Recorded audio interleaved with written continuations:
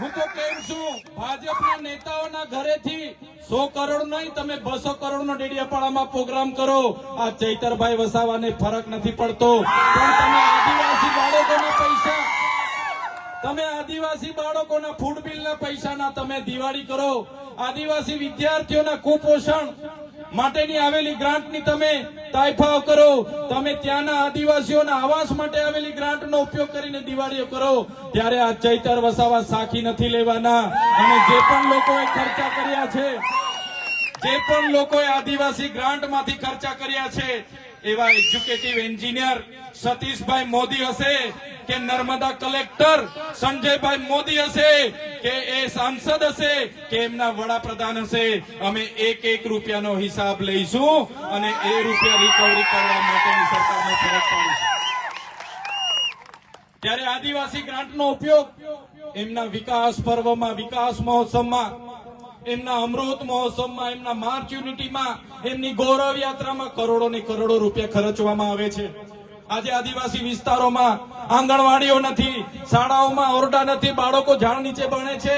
આદિવાસી વિસ્તારોમાં કુપોષણથી બાળકો પીડાય છે, એમને બહાર લાવવા માટે એમના પાસે ગ્રાન્ટ નથી. આદિવાસી વિસ્તારોમાં જે ફૂડ બિલ આશ્રમ શાળાના વિદ્યાર્થીઓ માટે મૂકવામાં આવે છે, ફૂડ બિલ આંગણવાડીના વિદ્યાર્થીઓ માટે મૂકવામાં આવે છે, એમના માટે સરકાર 4-4, 5-5 મહિના સુધી એ બિલ મંજૂર નથી કરતી. એમના માટે એમની પાસે ગ્રાન્ટ નથી. અને એમના મોદી સાહેબના કાર્યક્રમો કરવા માટે, એમના મંત્રીઓના કાર્યક્રમો કરવા માટે, એમના સીએમના કાર્યક્રમો કરવા માટે આદિવાસી બજેટનો ઉપયોગ કરવામાં આવે છે. ત્યારે આદિવાસી બજેટ અમે 1 પણ રૂપિયો કોઈને વાપરવા દેવાના નથી. સાથીઓ, આપણે જાગવું પડશે. એ ચાહે કોઈ પણ નેતા હોય, અમારા જેવા ધારાસભ્ય હોય કે સાંસદ હોય, તલાટીથી લઈને કલેક્ટર સુધીના અધિકારીઓ હોય, કોન્સ્ટેબલ થી લઈને પીઆઈ પીએસઆઈ થી લઈને આઈજી ડીઆઈજી સુધીના અધિકારીઓ હોય, બધાનો પગાર જનતાના ટેક્સમાંથી આવે છે. બધાનો પગાર જનતાના ટેક્સમાંથી આવે છે. અમારા જેવા પદાધિકારીઓનો પગાર પણ તમે ચૂકવો છો. અમે તમારા સેવક છે. અને તલાટીથી લઈને કલેક્ટર સુધી, કોન્સ્ટેબલથી લઈને એસપી આઈજી સુધીનો પગાર પણ તમે ચૂકવો છો. એ લોકો પણ તમારા નોકર છે. એ વાત તમારા મગજમાં તમારે ઠસાવી લેવી પડશે. જે દિવસે તમે માલિક બનીને એમના પર કામ લેવા જશો, તે દિવસે એ લોકોની છઠ્ઠીનું દૂધ પણ યાદ આવી જવાનું છે. સાથીઓ, જાગવું પડશે. સંવિધાનમાં આપણા અધિકારો મળ્યા છે. અનુસૂચિ 5 પૈસા એકની વાત કરું, આજ દિન સુધી પૈસા એકનો અમલવારી નથી થઈ. પૈસા એકમાં જોગવાઈ છે નો લોકસભાના વિધાનસભા સબસે ઊંચી ગામ સભા, અને એ ગામ સભાના પાવરો આજ દિન સુધી આ ભારતીય જનતા પાર્ટીની સરકારે આપણા વિસ્તારમાં લાગુ નથી કર્યા. અને બહારના લોકો આ વિસ્તારમાં જીઆઈડીસી ના નામે, જીએમડીસી ના નામે, કોરિડોરના નામે, નેશનલ હાઈવેના નામે બારોબાર આપણી જમીનો સંપાદન કરે છે. આપણા લોકોને ડરાવે છે, ધમકાવે છે અને પોલીસનો હાથો બનાવીને, પોલીસનો ઉપયોગ કરીને એ જમીનો ખાલી કરાવે છે. ત્યારે અહીંના પણ ભાજપના નેતાઓએ આગળ અમારા આદિવાસી લોકો ઝૂંપડાઓ બનાવીને ત્યાં પોતાની રોજગારી કરતા હતા, એમના ઝૂંપડાઓ પણ તોડાવેલા છે. ત્યારે આ મંચ પરથી ભાજપના નેતાઓને, એમના પોલીસ અધિકારીઓને કહેવા માંગુ છું, એ લોકો પણ સાંભળી લે. અમારા આદિવાસીઓને, અમારા ગરીબ લોકોને, અમારા દલિતો, વંચિતો, અમારા પાટીદાર હશે કે રાજપૂત હશે, અમારા એક પણ માઇનોરિટીના લોકોને તમે હાથ લગાડશો તો આવનારા દિવસોમાં અમે તમારા મોર બોલાવી દઈશું. મોર.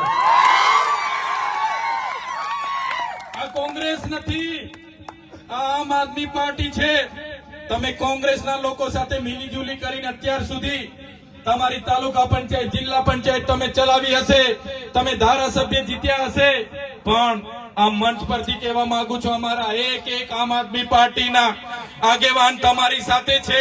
અમારા એક પણ આમ આદમી પાર્ટીના લોકોને એ ભાજપના નેતાઓ ડરાવવાની વાત કરશે, ધમકાવવાની વાત કરશે, અમારા લોકો પર રેડો કરાવવાની વાત કરશે, જીબીડી રેડો કરાવવાની વાત કરશે, પોલીસ રેડોની વાત કરશે, તો આવનારા દિવસોમાં મોરે મોરો અમે બોલાવી દઈશું એ લોકોને. અહીંયા જેટલા પણ મીડિયાના મિત્રો છે, જેટલા પણ પોલીસ અધિકારીઓ કાયદા અને વ્યવસ્થા માટે ઉપસ્થિત છે, એમના માટે એકવાર જોરદાર તાળીઓ પાડી લો સાથીઓ. એવા ઈમાનદાર પોલીસ અધિકારીઓ જે આપણી રક્ષા કરે છે, આપણી શાંતિ સલામતી અને સુરક્ષાની ફરજ નિભાવે છે, એમને ચૈતર વસાવા કડક ખાતે સલામ કરે છે. પણ આ મંચ પરથી એટલું જરૂર કહીશ, કેટલાક એસી ચેમ્બરોમાં બેઠેલા ઉચ્ચ પોલીસ અધિકારીઓ અમારા લોકોને હેરાન કરવાના આદેશો આપે છે. ભાજપના ધારાસભ્ય, ભાજપના સાંસદના પટ્ટા ગળામાં પહેરીને એમની ગુલામી કરવાનું કામ કરે છે. એવા પોલીસ અધિકારીઓ પણ કહેવા માંગુ છું, અમારા લોકોને રંજાડવાનું બંધ કરી દેજો, નહીં તો આવનારા દિવસોમાં તમારો પણ હિસાબ કિતાબ કરી દઈશું.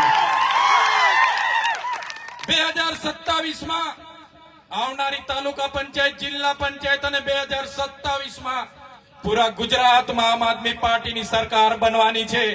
ત્યારે ઉચ્ચ પોલીસ અધિકારીઓ અમારા નાના પોલીસ અધિકારીઓને અમારા લોકો સાથે ઘર્ષણ કરવા માટે મોકલી આપે છે.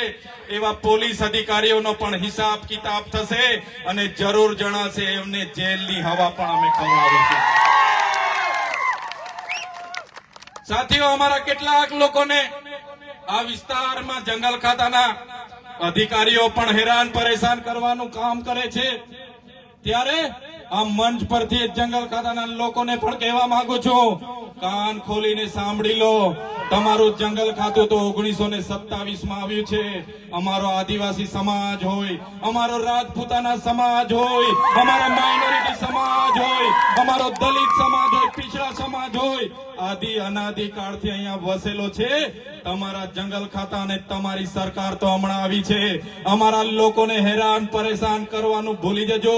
જે દિવસે અમે રોડ પર ઉતરીશું ને, તે દિવસે તમારું જંગલ ખાતું પણ અહીંયા નજરે નથી પડવાનું.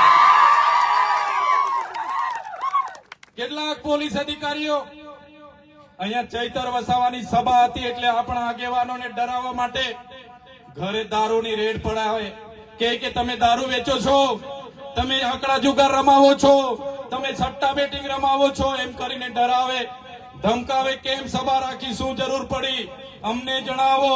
એવી ખોટી ખોટી જીબી વાળાને રેડ પડાવી એ ભાજપના નેતાઓના લીધે અમારા લોકોને દબાવવાનું કામ કરે. પણ એવા પોલીસ અધિકારીઓને પણ કહેવા માંગીએ છે, અમને પણ ખબર છે કોણ ક્યાંથી હપ્તા લાવે છે, કોણ ક્યાં ધંધા કરાવે છે. અહીંયા રાધા કોમ્પ્લેક્સ છે, એની પાછળ ભાતી દાદાનું મંદિર છે, ત્યાં હાટડી ચાલે છે, દારૂની હાટડી. અહીંયા જૂનું બસ સ્ટેન્ડ છે, જૂનું બસ સ્ટેન્ડ ની પાછળ પણ દારૂની હાટડી ચાલે છે. અહીંયા કૃષ્ણા ટોકીજ છે, કૃષ્ણા ટોકીજ ની આજુબાજુમાં પણ દારૂની હાટડીઓ ચાલે છે. અહીંયા નાદોદી ભાગોળ છે, નર્મદા વસાહતની બાજુમાં, ત્યાં પણ દારૂની હાટડી ચાલે છે. જો પોલીસ આવું નકલી દારૂની હાટડીઓ, અહીંયા વેચાતા ડ્રગ્સ ને બંધ નહીં કરશે તો આવનારા દિવસોમાં અમારા જિલ્લા પ્રમુખ, અમારા તાલુકા પ્રમુખ, અમારા છાયાબેન પાઠકની આગેવાનીમાં ચૈતર વસાવા ત્યાં રેડ કરવાના છે. સાથીઓ, હું તો કોર્પોરેટરોના નામ પણ તમને જણાવી શકું છું, કોણ કોણ 2 નંબરના ધંધા કરે છે. તાલુકા જિલ્લા પંચાયતના સભ્યના નામ પણ જાહેર કરી શકું છું, કોણ કોણ ધંધા કરે છે. એ PIPSI ના નામ પણ જાહેર કરી શકું છું, કોણ કોણ હપ્તા લેવા જાય છે. આવનારો કાર્યક્રમ હશે, આજે તો ખાલી ટ્રેલર છે, આવનારા દિવસોમાં આવીશ, બધાના નામો જાહેર કરીને જઈશ. ત્યારે આ આદિવાસી સમાજ, આ દલિત વંચિત સમાજ, આ માઇનોરિટી સમાજે આ દેશને ઘડવાનું કામ કર્યું છે.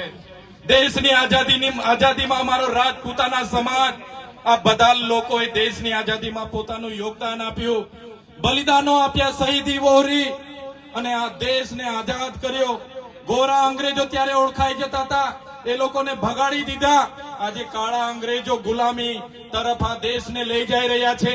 આ દેશમાં લોકશાહી આવી, લોકશાહીના ઢબે આજે ચાલતું નથી.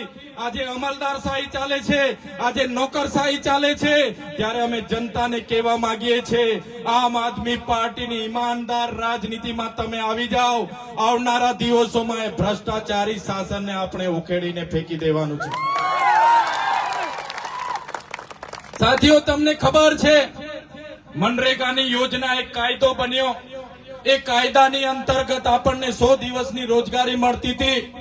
આ ગાંઠે અમને કૌભાંડો કર્યા ત્યારે ભારતીય જનતા પાર્ટીને એમના તાલુકા સભ્ય, એમના જિલ્લા સભ્ય, એમના મળતિયાઓ જે કૌભાંડો કર્યા છે, ત્યારે અહીંયા ઉપસ્થિત થયેલા તમામ યુવાનો, વડીલો, મારી માતા બહેનોને કહેવા માંગુ છું, આવનારી જિલ્લા પંચાયત અને તાલુકા પંચાયતમાં જેટલા પણ મનરેગાના કૌભાંડ થયા છે, જેટલા પણ નલ સે જલના કૌભાંડ થયા છે, જેટલા પણ બ્રિજ બનાવવામાં કૌભાંડ થયા છે, જેટલા પણ રોડ બનાવવામાં કૌભાંડ થયા છે, જેટલા પણ અનાજ આપવામાં કૌભાંડ થયા છે, એ તમામ કૌભાંડોનો બદલો લેવા માટે તૈયાર થઈ જાઓ.